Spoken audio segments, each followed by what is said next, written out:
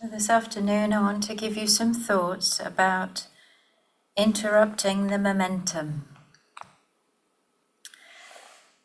This is a really helpful phrase that I heard once from one of the monks at Shasta Abbey, our monastery in California.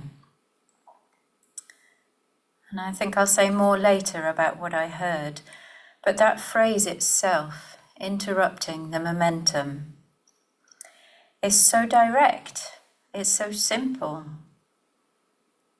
and it's so true that I wanted to pass it on to you, the phrase itself, and some thoughts arising from it. Because immediately those words make sense to me. The momentum we interrupt, I kind of know in my heart exactly what is meant by that, right? The momentum that we interrupt is the momentum of our constantly busy mind. That mind that's constantly thinking, reacting, speaking before thinking. That mind that's always on, it's always talking. It's always picturing, deciding, judging, anticipating, calculating. Zazen interrupts that momentum. Do you see what I mean? Generally, we spend our time in that world of busy mind, of thinking mind. When we sit Zazen and we allow a bigger context for our mind, something that's usually obscured starts to become clearer. It's always there, and that's something that over time also becomes clearer. But in our usual day-to-day lives, the priority that we give, and it often seems like we have to give to our thinking mind, covers that clarity over. So for a moment, let's just return to the basics of sitting, with the body sitting still and upright. Let the mind sit upright. We don't need to make the mind still. Its stillness will show up for itself. We don't need to strive or search for that stillness either. All that tends to do is stir things up rather than let them settle. Instead, when we sit, we just let thoughts be, not worrying about them and not joining in with them. Our thoughts still make their noise, we still hear it.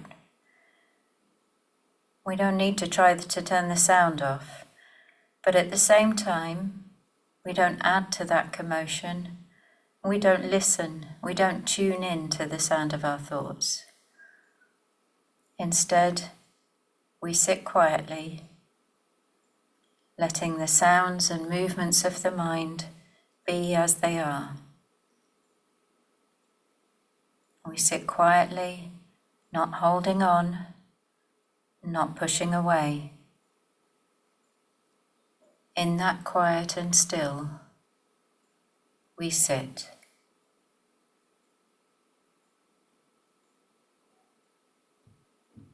Sitting quietly, there is a stillness underneath,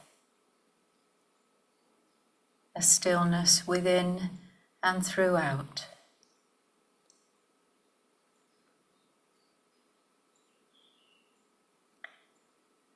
At times we may notice we're not sitting so still, but we've joined in with the moving mind. That doesn't need to be a cause for worry or frustration. Instead, we can see with wonder that already the awareness of what we've been doing and what we weren't doing with our minds is the same awareness of what is to be done and is itself the returning to rest in stillness. And this returning over and over, so many times in an afternoon, so many times in a life, is each time a wonder. To return to stillness like this over and over, this is the shape of practice. It's not going there once and staying there, it's returning over and over. In an important way, those two aren't different, staying there and returning over and over.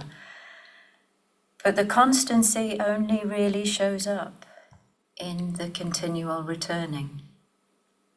And so we sit, resting in stillness, and as needed, over and over, returning. To describe the practice of sitting like this sounds so simple, but we all know that in actual practice, we don't always find sitting simple. It can seem that as we sit, there is nothing but noise or rushing in the mind, or a particular disturbance replays over and over, or boredom and restlessness can arise when we see ourselves feeding on thoughts, on feeding our thoughts, and feel a resistance to letting that go. We have pain in our bodies. Obstacles take many forms, and we each have our own, whether these are old familiar obstacles that we can't seem to shake off, or more immediate things in the way right now. But there is actually something quite special about obstacles, because they don't only have the nature that they appear to, the nature of getting in our way. Obstacles are also, or can become, true teachers and precious friends. For that transformation to take place, all it takes is a little shift of mind, although again, that shift is one that we make over and over. Somewhere in our mind, in our heart, we are wishing that those obstacles weren't there. We see them as being in the way, and we want them out of the way, without having to accept them at all. But if we do accept them,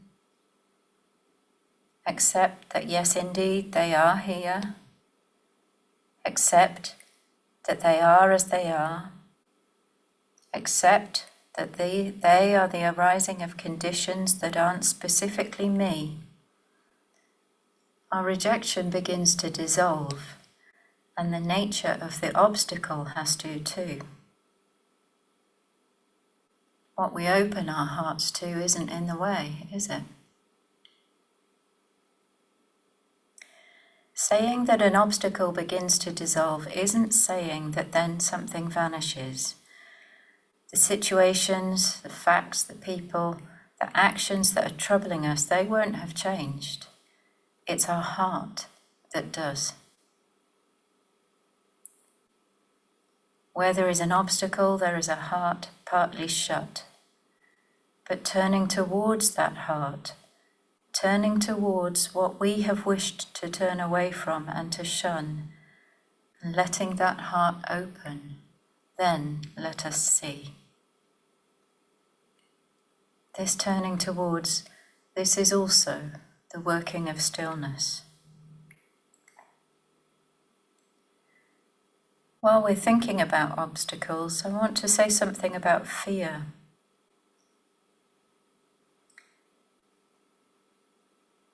When there is fear, circumstances seem to call for urgency, and it can seem that we can't sit, not just because it's too difficult, but because it's unwelcome. It can even feel dangerous. Fear can say that the only course is action, driven by the fearful mind, not stillness. And I choose fear, but it could be any other strong emotion. Felt strongly, any feeling is enough to make us believe that sitting in stillness might actually be detrimental. It's a nice idea maybe, but it's unrealistic for the circumstances. And it's true that we encounter emergencies. But it's also true that although fear may be scarier than the obstacles I was talking about before, the teaching is the same. If we can turn towards fear, towards strong feeling, we are already carried by the fact that this turning towards already has its roots in stillness. What we use to turn towards is the basis of sitting, whether we know it or not. And when we sit on that basis, when we act from that basis, already the appearances of fear or any feeling, they're not what they first seem to be. The mind of fear is not what sustains our life. Turning towards fear is scary, that's true. But take the me out of it and watch how things change. To take the me out of thoughts and feelings is a very useful thing to be able to do. And it's simple. When you're really in the grip of thoughts and feelings, and when you remember, because thoughts and feelings tend to make us forget, but when you remember, consider those exact same thoughts and feelings just as thoughts and feelings that happen to be passing. Not my thoughts or my feelings, just events in the universe that by chance we are witness to, not particularly connected to us. This is taking the me out of it. Events happen in the universe quite naturally. Happening to know about them doesn't make them mine. They're still just events in the universe, no particular connection to me.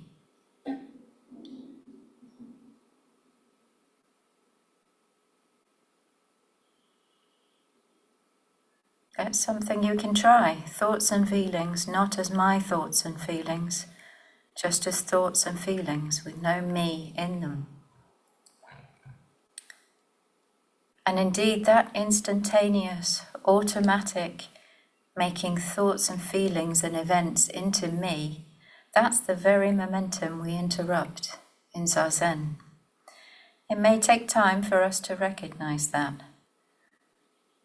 And what we're most familiar with, the momentum of our daily mind that has to hold 100 things at once, that has to discriminate and prefer and hold views, the mind that has to make decisions and see the implications and not forget the bins, being familiar with our everyday experience of this mind, every single day. This mind that seems to go on and on, whether we want it to or not, this is also what is meant by momentum. Interrupting that momentum can sound appealing, like a relief. And it can be. Whether we think of it as allowing the chance of one gap, where we don't put a thought onto another thought, or whether we think of it as not putting the me into the movements of our mind, the teaching is the same. Interrupt the momentum. There is stillness underneath. There is stillness within and throughout. It is a relief, and we can rely on the relief that it brings. And that also takes some time to recognize. But pay some attention to the softening of the mind, that opening that we know from one end of a meditation period to another. We might spend the whole of that meditation period wondering where enlightenment is, or trying to find the self and force it out. But even so, from one end to the other, there is a softening and opening. From time to time as we sit, we may come across gaps in thinking, or a moment of settling. At sometimes stillness is obvious, and it's obvious that there is literally nothing to do in order to sit in that stillness. For many of us, further experience of a reassuring, unending peace is something that we yearn for. No more busy mind, no more fear. But I often think that the greater teaching is in the recognition of stillness within a mind that is still moving. Still moving. There you go. Moving and still at the same time, because movement is actually not something to be opposed. It's only something to see through, to see the stillness through. We can see that movement is stillness through and through. And this is true even in the depths of fear. This is not just a practice for an afternoon retreat or just for when we're sitting. This monk at Shasta had been explaining why we bow when we pass a statue. And there are a lot of statues at Shasta.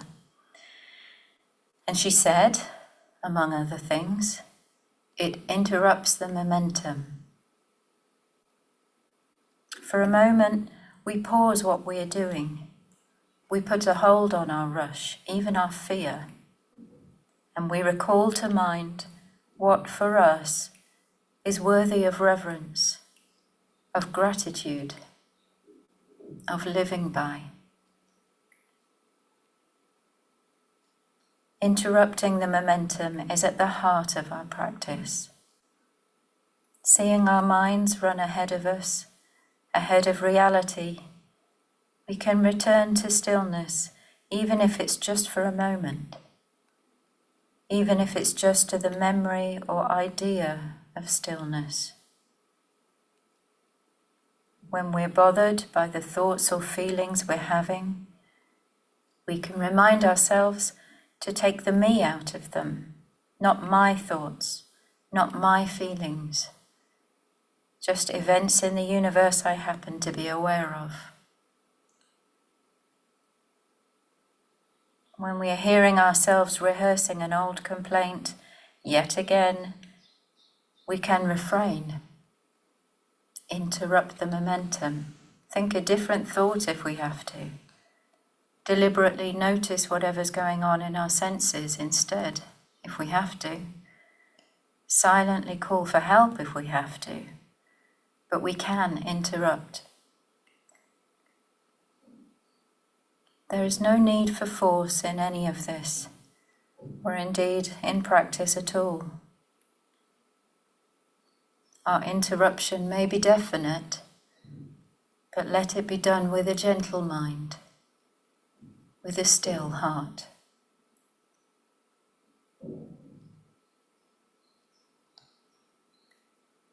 We may have heard it said that what we know in sitting cannot be grasped.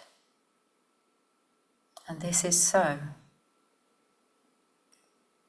It is also the case that what we know in sitting simply isn't grasped.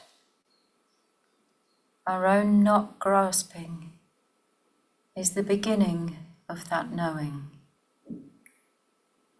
Our own not grasping is the beginning of that relief.